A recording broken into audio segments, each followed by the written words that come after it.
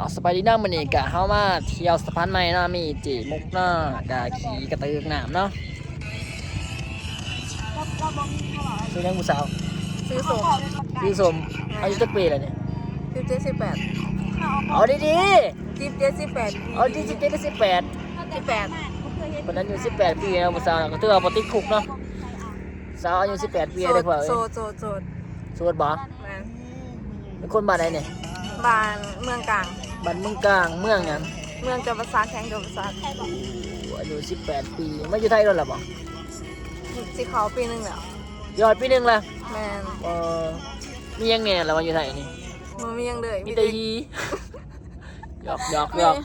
มีแต่กินกับเลาะเนาะ ไปกินกับเลาะเนาะ ตอนกลางคืนเลาะกลางเว้นเฮ็ดงานเนาะชีวิตก็มีแต่ชีวิตอะ ก็ถือว่าชีวิตนี้ก็ใส่มันคุ้มกว่านะเพราะตลอด20 ปีเนาะกำลัง18 ปีเนาะ แม่น บ้าคือจีนเนาะ โสดนะจ๊ะ สวัสดีผู้ใดสนใจก็ครับไปเลี้ยงได้พี่น้องเลยเดี๋ยวสิปักหมุดให้เนาะในใต้คอมเมนต์เนาะได้เสียตั้ม เราก็โสดเด้อ ตั้มโสดทำ8 หาเมียอยู่ได้เมียละ หาเมียอยู่ว่าซั่น เราหาเมียแต่บ่มีคนเอาคือข่อยนี่แหละบ่มีใครเอา ผู้ใดมักผู้ใดก็เลือกเอาเด้อเพราะว่าสิปักหมุดให้เด้ออันนี้ซื้อยังนี่ผู้สาวนี่ ชื่อยังวะ ซื้อยัง ถ้าชื่ออะไร ก็ถามเจ้าซื้อยังเจ้าน่ะ ชื่อยัง ซื้อเจ้าซื้อยังเดี๋ยวนี้หั่น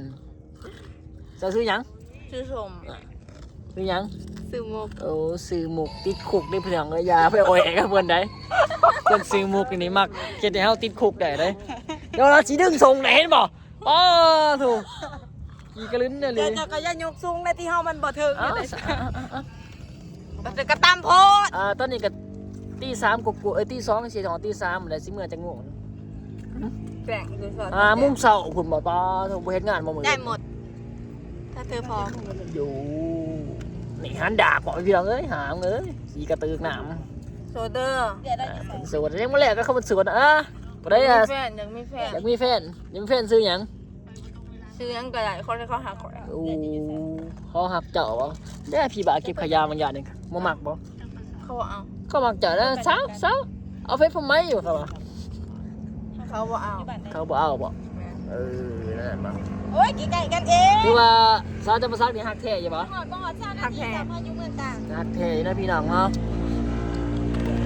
อายุ18 ปีซื้อสมบ้านเมืองกลางเมื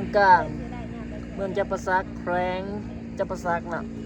ถือว่ามาอยู่ไทยก็1 ปีเนาะเพิ่นว่าสัมภาระคลิปหน้าพอกันใหม่เนาะมื้อนี้ก็เป็น EP แรกเดี๋ยว EP 2ถ่ายให้เบิ่งบ๊ายบาย let's go ครับตีหามื้อนี้มื้อเฮ็ดงานต่อ คือกันเลยเห็นงานคือกัน โอนน่ะบ๊ายบายเบิดเท่านั้นบ๊ายบาย let's go